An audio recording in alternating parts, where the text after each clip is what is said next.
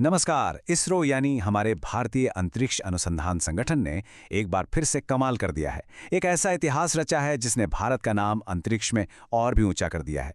आज हम उसी ऐतिहासिक उड़ान की बात करने वाले हैं। तो चलिए बिना देर के शुरू करते हैं। तो ये जो आप अपनी स्क्रीन पर देख रहे हैं ये है LVM-3 M6, इसरो का सबसे ताकतवर सबसे भारी रॉकेट। लॉन्च पैड पर इसकी मौजूदगी ही भारत की बढ़ती हुई स्पेस पावर का सबूत है। और जानते हैं, इसने एक ऐसे मिशन को पूरा किया है जो आने वाले कल की टेक्नोलॉजी को पूरी तरह से बदल सकता है। और इस मिशन की सबसे खास बात वो है ये नंबर 6100 किलोग्राम। जी हाँ, 6 टन से भी ज्यादा। ये पहली बार है जब LVM-3 ने इतना भारी वजन उठाकर सफलतापूर्वक अंतरिक्ष में पहुंचाया है। मतलब इसकी ताकत में ये एक जबरदस्त छलांग है। तो आज की इस खास रिपोर्ट में हम क्या-क्या जानने वाले हैं। सबसे पहले इसरो का ये नया कीर्तिमान क्या है, फिर ये मिशन ब्लू अर्थ ब्लॉक 2 आखिर है क्या। हम भारत के बाहुबली रॉकेट LVM-3 को भी समझेंगे, जानेंगे कि लॉन्च के वो 15 मिनट इतने अहम क्यों थे, और बात करेंगे कि कैसे हमें अंतरिक्ष से सीधे 5G मिलने वाला है, और आखिर में इस पूरी कामयाबी का भारत के लिए मतलब क्या है। तो चलिए शुरू करते हैं पहले टॉपिक से।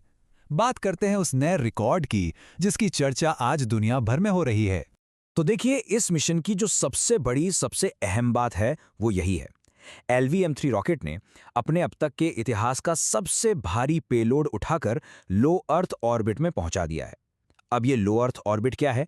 आप समझिए, ये पृथ्वी की सतह से करीब 500 से 2000 किलोमीटर ऊपर की एक कक्षा है, और वहां इतना भारी सामान पहुंचाना वाकई ये इसरो की इंजीनियरिंग का एक बेहतरीन नमूना है। तो सवाल ये उठता है कि आखिर ये मिशन था क्या? ऐसा क्या भेजा जा रहा था अंतरिक्ष में जो इतना भारी था? चलिए पता करते हैं।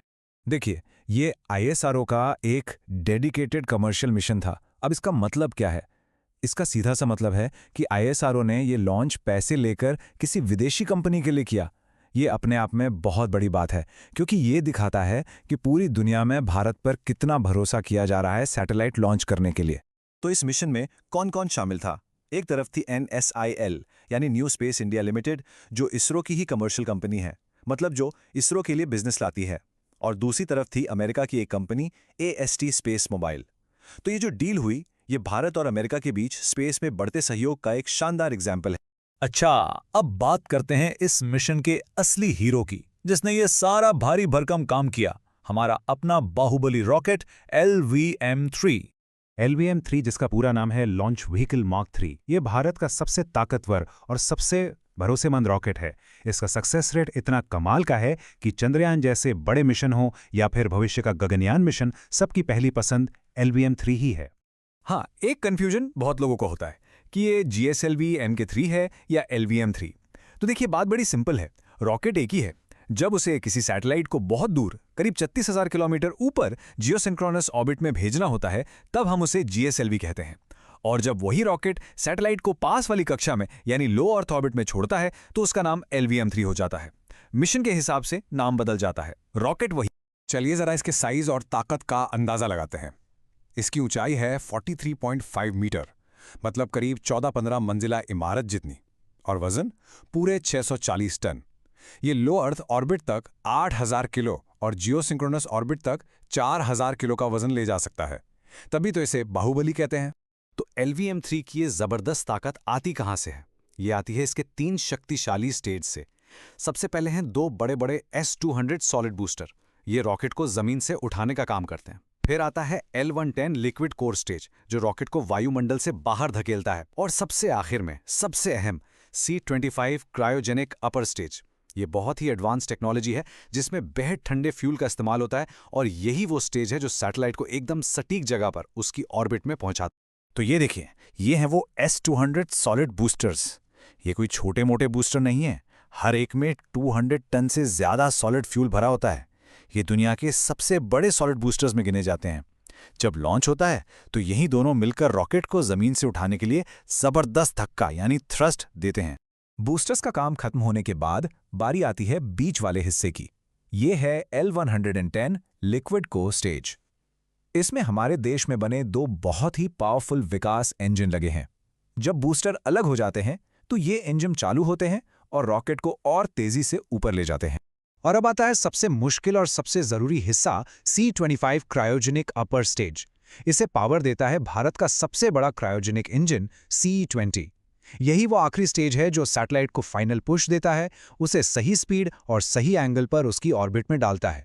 आपको बता दूं कि इस क्रायोजेनिक टेक्नोलॉजी को बनाना बहुत बहुत मुश्किल होता है और इसमें भारत की महारत इसरो की सबसे बड़ी ताकतों में से एक है। चलिए अब आपको उस रोमांचक सफर पर ले चलते हैं जो लॉन्च के बाद के सिर्फ 15 मिनटों में हुआ। ये वो 15 मिनट थे जब मिशन की कामयाबी या नाकामी तय हो रही थी। तो ये रही उन 15 मिनट की पूरी कहानी। लिफ्ट ऑफ हुआ, S-200 बूस्टर्स ने अपना काम किया।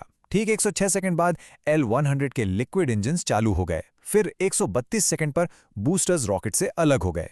करीब 5 मिनट बाद L-100 स्टेज भी अलग हुआ और क्रायोजेनिक इंजन ने कमान संभाल ली। और फिर आखिरकार 942 सेकंड यानी करीब 15 मिनट 42 सेकंड के बाद सैटेलाइट सफलतापूर्वक रॉकेट से अलग होकर अपनी यात्रा पर निकल गया।